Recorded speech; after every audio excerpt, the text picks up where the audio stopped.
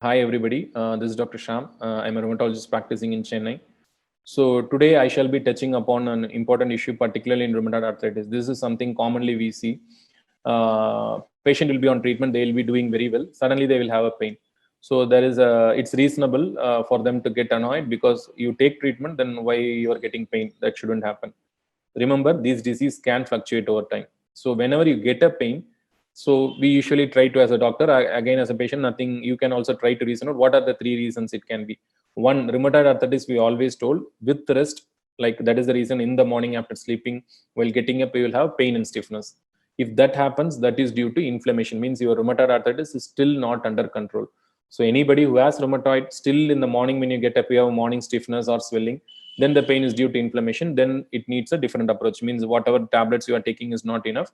Either the dose has to be stepped up or the tablets or the medications have to be changed. Then there are sometimes where due to inflammation, before starting the treatment itself, sometimes when patients present late, they will have a damage. For example, commonly I see in patients presenting late, they already will have a knee osteoarthritis. Means the knee, the cartilage would have gone for wear and tear, they would have a damage. See, for knee osteoarthritis, how much are I'm going to increase the rheumatoid medication, it's not going to help. For that, you have to do regular knee strengthening exercise, maybe a brace or an injection or a surgery. So if it is going to be a damage, your rheumatoid arthritis medications are not going to help for the damage. It's usually either a physical therapy or it's going to be an injection or a surgical procedure. Then see, any patient with rheumatoid arthritis doesn't prevent them from getting something else.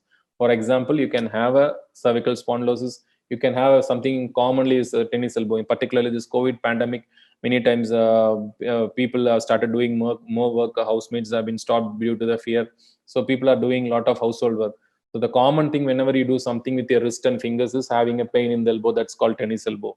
So rheumatoid patients, particularly if you are doing, or if you are going to be on the laptop for a long working from home, you can have a tennis elbow. So rheumatoid patient can have pain due to rheumatoid, can have pain due to a consequence of rheumatoid, uncontrolled rheumatoid damage, or it can be totally something different. Why this has to be identified is because the treatment is going to be different. So pain in rheumatoid arthritis is not just due to rheumatoid arthritis, and no point in keep hiking up the dosage because it's not going to help the patient.